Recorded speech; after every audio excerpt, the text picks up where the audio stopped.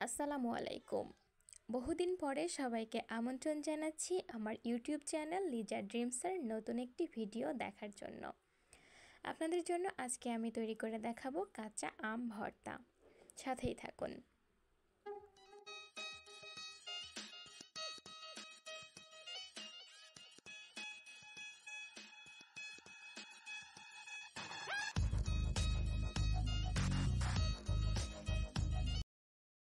কাঁচা আমের ভর্তা তৈরি করার জন্য খুবই অল্প কিছু উপকরণ ব্যবহার করব এবং একদম ঘরোয়াভাবে কাঁচা আমের ভর্তা তৈরি করে আপনাদেরকে দেখাবো। এখানে আমি কয়েকটি ছোট ছোট আম নিয়েছি এবং প্রথমেই আমগুলোকে খুব সুন্দর করে ধুয়ে পরিষ্কার করে নিচ্ছি। যে অতিরিক্ত গরম পড়েছে, এই গরমের মধ্যে দুপুরবেলা এই আমের ভর্তা খেতে কিন্তু খুবই ভালো লাগবে।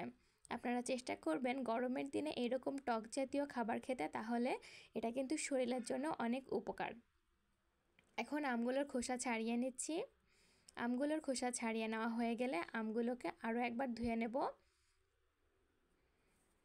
আমগুলোকে খুব ভালোভাবে ধুয়ে নিতে হবে যাতে করে আমের কষটা না থাকে। আমের কষ থাকলে কিন্তু সেটা মুখে লাগলে ক্ষতি হতে পারে। এখন আমগুলোকে গ্রেট করে নিচ্ছি। সবগুলো আম গ্রেট করে নেওয়া হয়ে গিয়েছে। এখন এই আমের মধ্যে দিয়ে দিচ্ছি খুবই সামান্য কিছু উপকরণ। আমগুলোকে ভর্তা করার জন্য দিয়ে দিচ্ছি এখানে আমি সামান্য কিছু কাঁচামরিচ কুচি করে নিয়েছি। চাইলে আপনারা কাঁচামরিচের পরিবর্তে এখানে শুকনো মরিচের গুঁড়োটাও ব্যবহার করতে পারবেন। দিয়ে দিচ্ছি স্বাদ মতো লবণ এবং খুবই সামান্য পরিমাণে চিনি।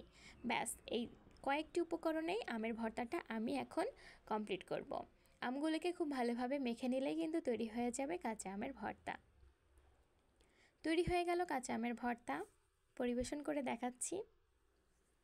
তৈরি হয়ে গিয়েছে খুবই অল্প কিছু উপকরণে কাঁচা আমের ভর্তা।